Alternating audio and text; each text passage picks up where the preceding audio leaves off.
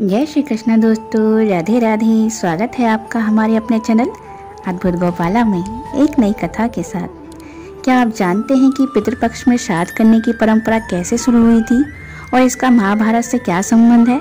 अगर नहीं तो आइए जानते हैं आज की इस वीडियो में। पितृपक्ष भाद्रपद मास की शुक्ल पक्ष की पूर्णिमा से शुरू होता है और आश्विन मास की अमावस्या तक चलता है। पितृपक्ष की शुरुआत 10 सितंबर 2022 से हो चुकी है दोस्तों और 25 सितंबर 2022 तक चलेंगे।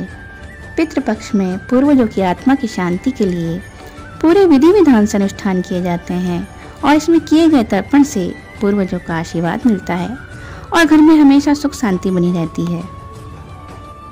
इन 16 दिनों में परिवार के उन मृत सदस्यों के लिए श्राद्ध किया जाता है जिनकी मृत्यु शुक्ल और कृष्ण पक्ष में हुई है।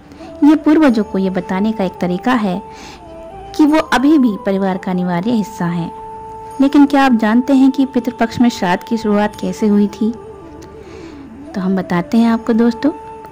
पितृपक्ष में श्राद्ध की शुरुआत महाभारत काल से ही चली आ रही है। श्राद्ध कर्म की जानकारी भीष्म पितामह ने युधिष्ठिर को दी थी। इसके पीछे की पूरी कहानी क्या है यह भी जान लीजिए।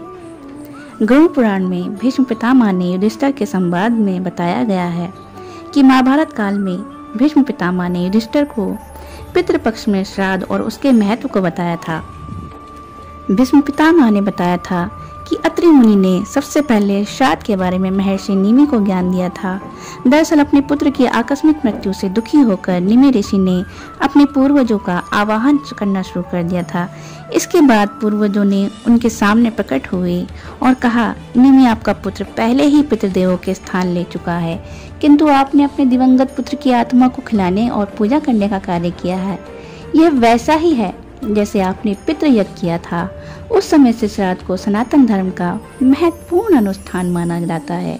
इसके बाद से ही महर्षि निमि ने भी श्राद्ध कर्म शुरू कर दिए और इसके बाद से सारे ऋषि मुनियों ने श्राद्ध करना शुरू कर दिया।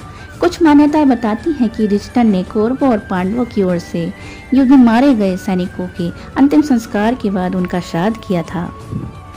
एक और मान्यता है जिस मान्यता के अनुसार दानवीर कर्ण की मृत्यु हो जाने के बाद जब उनकी आत्मा स्वर्ग में पहुंची तो उन्हें भोजन की जगह सोना और गहने दिए गए। दोस्तों, कर्ण की आत्मा को कुछ समझ नहीं आया, वह तो भोजन तलाश रहे थे। उन्होंने देवता इंद्र से पूछा कि उन्हें भोजन की जगह सोना क्यों दिया जा रहा है।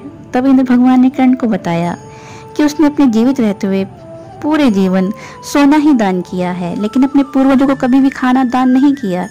तब कर्ण ने इंद्र भगवान से कहा कि उन्हें यह ज्ञात नहीं था कि उनके पूर्वज कौन थे और इसी वजह से वह कभी उन्हें कुछ दान नहीं कर सके। इस सब के बाद कर्ण को उनकी गलती का एहसास हुआ और वह अपनी गलती सुधारने का मौका उनसे मांगने लगे।